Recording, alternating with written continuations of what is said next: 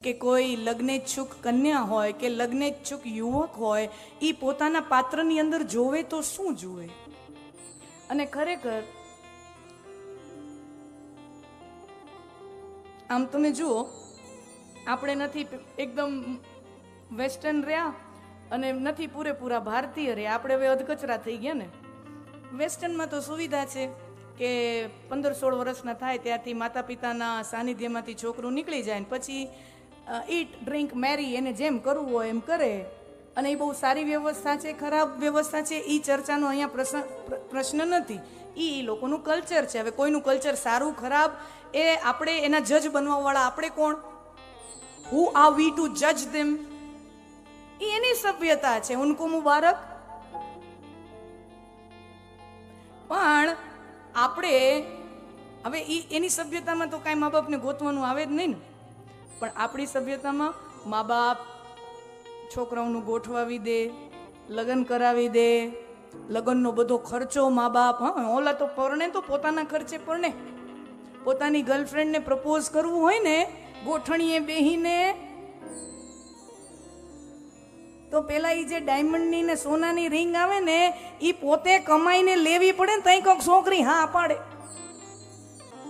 અને સમજો, ગુણો સમજી જાણીને જે થાય ને એને કહેવાય પ્રેમ. ગુણો સમજી જાણી અને જે થાય એને કહેવાય પ્રેમ. અને ઓલું તો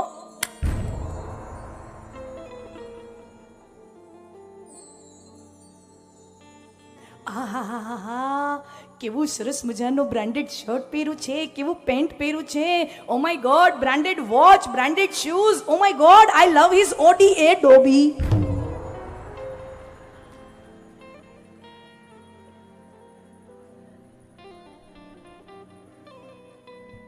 साधारणतः क्या होता है 20-25 साल की उम्र में जो ये भावनाएं अंकुरित होती है ना हृदय में, वो क्या होता है? હવે હું કઈ એવડી મોટી ઉંમરની નથી, હું પણ એટલે મને વધારે નજીકથી ખબર પડે. સમજા? તમને ઘણો ટેમ થઈ ગયો, મને હજી નથી, હમણાં જ. तो एक स्त्री या एक पुरुष उस उम्र में क्या अनुभव करता है, અને એમાં આજના સમયમાં તમે જોજો 20-25 વર્ષની ઉંમર કે જે 18 વર્ષથી ચાલુ કરીને 25 વર્ષની ઉંમર. મારા બાપુજી, મારા દાદા મને હંમેશા કહેતા કે આ 18 થી 25 વર્ષની ઉંમર છે ને એને ગધા 25ની ઉંમર કહેવાય. 25 વર્ષની ઉંમર સુધીની ઉંમરને ગધા 25ની ઉંમર કહેવાય. મારા બાપુજી મને હંમેશા કહેતા, દાદા ક્यों? क्योंकि उस उम्र में जो व्यक्ति होता है ना એને એમ જ થાય કે બધી મને જ ખબર પડે છે. મારા બાપા તો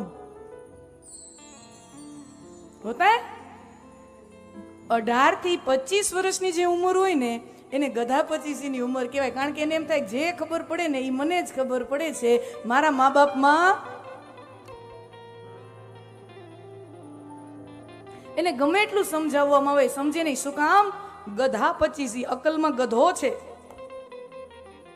25 साल की उम्र तक अकल के ऊपर गधा सवार रहता है. અને પછી ધીમે ધીમે તી પાસે પહોંચે ને પછી ખબર પડે મા બાપ કહેતા હતા એમ કર્યું તો હારું, આ તો ભટકાઈ ગયા. લે, આ તો ભટકાઈ ગયા.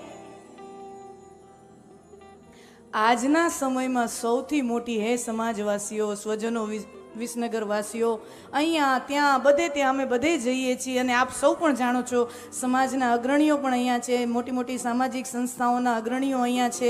આપની પાસે વારંવાર આ પ્રશ્ન આવતો હશે, અથવા કુટુંબના વડીલ, તમે કોઈ સમાજના અગ્રણી ન હોય તો કાંઈ નહીં, તમે તો મારા ઘરના તો અગ્રણી છો ને. हैं, हर कोई समाज का मुखिया बना फिरे ऐसा तो जरूरी नहीं है, पर तुम अपने घर के मुखिया हो. तुम्हारे घर में ऐसे प्रसंग आते हैं. અને આજના સમયની સૌથી અઘરામાં અઘરો સામાજિક પ્રશ્ન હોય ને તો એ છે છોકરાઓનું સગપણ કરવું અને થઈ જાય તો ટકવું. બરાબર? એક તો વહુ મળતી નથી ને મળે તો ટકતી નથી. है कि नहीं? ये समाज की जो हूँ करूँ छू रमूज, पर ये बहुत गंभीर प्रश्न है ना समाज का. या तो मिलती नहीं है. मिलती क्यों नहीं है? એ 20-25 પહેલાના આપણા જ સમાજના પાપ એ આપણને નડે છે. જ્યારે નવી નવી ટેકનોલોજી 30-35-40 વર્ષ પહેલા અસ્તિત્વમાં આવી અને જે પાપ સમાજે આચરવાનું ચાલુ કર્યું, સ્ત્રી ભ્રૂણ હત્યાનું, એના પરિણામ સમાજ અત્યારે ભોગવી. કુદરત તો છે ને બેલેન્સ રાખે છે. कुदरत ની અંદર इम्बैलेंस છે જ નહીં. कुदरत जितनी स्त्रियों को जन्म देता है उतने ही पुरुषों को जन्म देता है. कुदरत में बैलेंस है.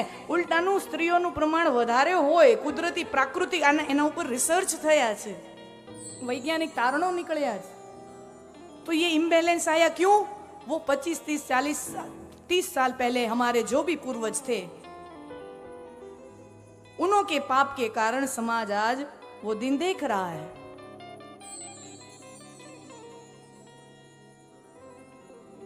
तो आज બહુ વિકટ પરિસ્થિતિ છે અને શ્રીમદ ભાગવત આપણું સુંદર મજાનું આની અંદર માર્ગદર્શન કરે છે કે કોઈ લગ્નેચ્છુક કન્યા હોય કે લગ્નેચ્છુક યુવક હોય, એ પોતાના પાત્રની અંદર જોવે તો શું જુએ. અને ખરેખર આમ તમે જુઓ, આપણે નથી એકદમ વેસ્ટર્ન રહ્યા અને નથી પૂરેપૂરા ભારતીય રહ્યા. આપણે હવે અધકચરા થઈ ગયા ને.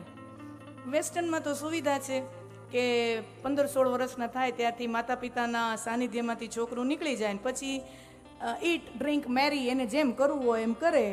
અને એ બહુ સારી વ્યવસ્થા છે, ખરાબ વ્યવસ્થા છે, એ ચર્ચાનો અહીંયા પ્રશ્ન નથી. એ લોકોનું કલ્ચર છે. હવે કોઈનું કલ્ચર સારું ખરાબ એ આપણે એના જજ બનવાવાળા આપણે કોણ? હુ આર વી ટુ જજ ધેમ? એ એની સભ્યતા છે, ઉनको મુબારક.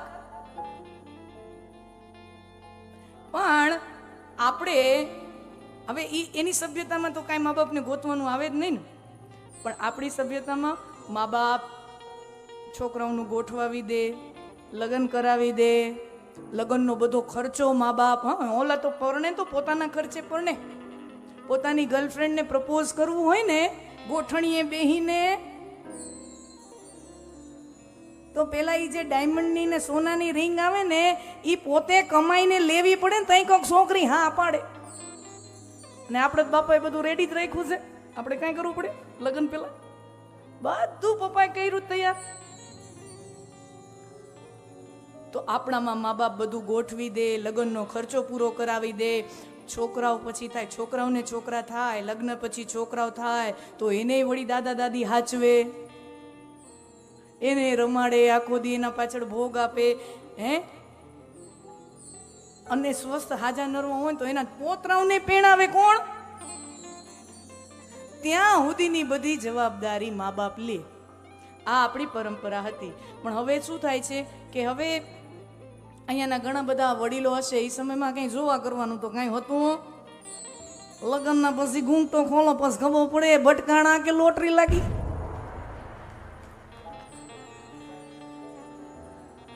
આમાં કાંઈ ઓલું તો હતું નહીં. મળવા કરવાનું, ફરવા જવાનું, ફિલ્મ જોવા જવાનું એવું કંઈ હતું નહીં.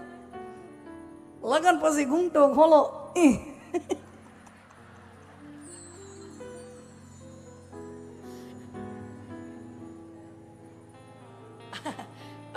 और कोई कोई लंगूर को अंगूर लग जाता है कजोड़ा. और किसी किसी लंगूर के हाथ में अंगूर लग जाता है. और किसी किसी આપણે એમ થાય આ હા હા હા કેવો મોભી છે વ્યક્તિ ઘરવાળા. क्योंकि उस जमाने में था બેલેન્સ નહીં था. તે દી એમ હાયલું જતું હતું. પણ આજે આપણે છોકરાઓ છોકરીને એકબીજાને મળવા બોલાવે અને હોવું જ જોઈએ. માએ 5 આડા ખાધા એના કરતા ભેગા પેલા મળાવી દો ને.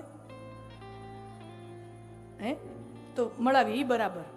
હવે ઈ તો આપણે સમાજ સારું જ કરે છે કે લગ્ન પહેલા મળવા દે છે, વાતું ચીતું કરવા દે, આઈસ્ક્રીમ ખાઈ આવો છોકરાઓ, ફરી આવો અને પછી જવાબ આપો. એટલે આપણે એને મોકલીએ છીએ મળવા માટે.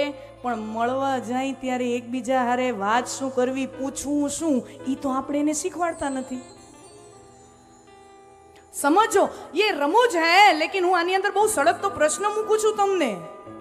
તમે તમારા દીકરા દીકરીઓને એકબીજાને મળવા મોકલો, બરાબર છે, ને એ તો તમારે કરવું જ પડે. તમે ન ઈચ્છો ને તોય હવે કરવું જ પડે.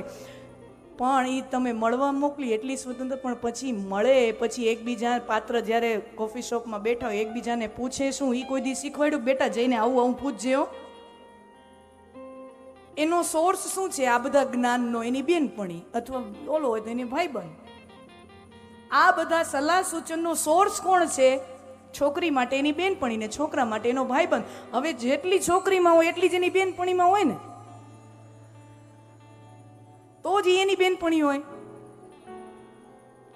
જેટલી છોકરીમાં અકલ હોય એટલી જ એની બેનપણીમાં અકલ હોય. યાને ઉસકો સહી માર્ગદર્શન દેને વાલા કોઈ નહીં હે. પછી તમે જોજો કેવી કેવી વાતો કરે. અમારી પાસે બધી વાતો આવે. મળવા જાય છોકરાઓ છોકરી, પછી કેવી વાતો કરે? હે તને થેપલા ભાવે કે ભાખરી ભાવે? છોકરી પૂછે તમને થેપલા ભાવે કે ભાખરી ભાવે? છોકરો કે ભાખરી ભાવે. હે મને ભાખરી ભાવે. પડો ખડામાં. अबे ये कोई पूछने की चीज है? थेपला भावे भाखरी भावे जे भावे घड़ी खवड़ाओ जे पसी, इससे क्या फर्क पड़ जाता है किसी को क्या खाना पसंद है? उससे किसी के चरित्र का कोई मूल्यांकन नहीं होता.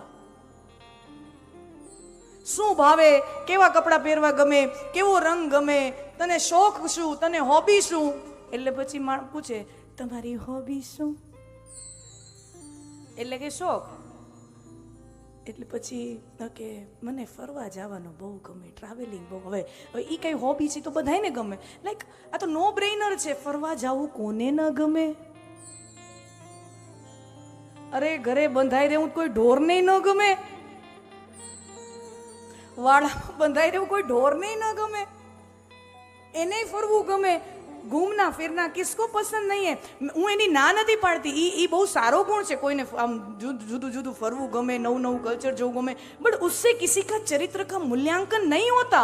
वो कोई बेस नहीं है जीवन साथी पसंद करने का. वो कोई आधार नहीं है पात्र पसंद करने का कि वो कैसे कपड़े पहनता है, उसको क्या रंग पसंद है, उसको खाने में क्या पसंद है, उसको घूमने जाने में कहाँ. ये कोई आधार नहीं है जीवन साथी पसंद करने का. એ તો હાલો બેયને અલગ અલગ ભાવતું હોય તો એનો મેળ પડી જાય ને. અને હોય જ ને, બધું અલગ અલગ જ હોય. સ્ત્રી કા નિર્માણ અલગ ही होता है, પુરુષનું નિર્માણ અલગ જ હોય. પુરુષને ક્રિકેટ જ ગમે, સ્ત્રીને કોઈ દી રસ જ ન પડે. બેનું ભેગું એમ ન થાય તો શું? क्योंकि भगवान ने कुदरत ने निर्माण ही अलग किया है. ये कोई आधार ही नहीं है प्रिय पात्र पसंद करने का. પછી શું થાય કે હવે છૂટ આપે એટલે આવી રીતે 1 કલાક મળવા દે, 2 કલાક મળવા દે. પછી ઘરે આવીને પપ્પા પૂછે હે હમણાં મળી આવી, કેવું લાગ્યું? એટલે કોઈ થોડીક બુદ્ધિમાન છોકરી હોય એમ કે પપ્પા I need some more time, મને હજી થોડોક વધારે સમય વાત કરવા દો, મળવા દો, હજી થોડુંક ઓળખું, જાણું, પહેચાણું, થોડુંક હજી 1-2 વાર મળું. હા બેટા એવું જ કરાય હો, પાછળ પછતાવો પડે એના કરતાં હજી 1-2 વાર મળી લેવાય, વાતચીત કરી લે હજી બેટા. એટલે પછી વળી બીજી વાર મળવા જાય, ત્રીજી વાર મળવા જાય. પહેલી વાર 1 કલાક મળ્યા હોય, બીજી વાર 2 કલાક, ત્રીજી વાર 4 કલાક મળે. પછી આખા શનિ રવિ ભેગા ફરે. એટલે પછી મા બાપને ચિંતા થાય કે બેટા કા હા પાડ કા ના પાડ. આમ સમાજમાં બીજા જોવે શું વિચારે? સમાજમાં બીજા લોકો જોવે તો શું વિચારે? કા હા પાડ ને કા ના પાડ. તો દીકરી છે પપ્પાને કે બટ પપ્પા મને હજી એમાં હા પાડવા જેવું કંઈ લાગતું નથી. એમ ના, હજી મને એમાં હા પાડવા જેવું કંઈ લાગતું નથી. તો ના પાડી દે. પપ્પા એમ કે તો ના પાડી દે. પણ પપ્પા આટલી વાર મળ્યા ને તો હવે મને એમાં ના પાડવા જેવું કંઈ નથી લાગતું. હલવાણી ન હા પાડવા જેવું લાગે, ન ના પાડવા જેવું લાગે, પૂરેપૂરી હલવાણી. હવે એની વારે કોણ આવે? મદદે કોણ આવે? ઘરમાં જ હવે સામાન્ય રીતે આમ જોઈએ તો ઘણીવાર દીકરી છે ને મા બાપ સામે બધી વાત આમ ખુલીને ન કરી શકે. ઘર બધા પરિવારમાં એટલી મોકળાશ ન હોય કે દીકરી છે ને મા બાપ સાથે બધી રીતની વાતો કરી શકે. અમુક ટોપિક હોય, અમુક મા બાપ સાથે એટલી મોકળાશ ઘરમાં ન હોય કે મા બાપની હારે ખુલીને વાત કરી શકે દીકરી. તો પછી દીકરી શું કરે, ઘરમાં મોટો ભાઈ હોય ને, પરણેલો હોય, એટલે ભાભી હોય, અને ભાભીની ઉંમર પોતાના જેટલી જોઈએ અથવા તો 2-3 વર્ષ મોટી હોય ભાભી, એટલે સમજી લો પોતાના જેવડી થઈ કહેવાય ને. તો એ પોતાની બેનપણી જેવી ભાભી હોય ને એની પાસે જઈને રૂમમાં બેસે કે ભાભી ભાભી આમ મને કયો ને, આપણે આમ છોકરો જોવા જાય તો એમાં આમ શું જોવાનું, શું પૂછવાનું, છોકરામાં શું જોવાનું? એટલે ભાભી કે ઈ મને ખબર હોત તો હું અહીંયા હોત.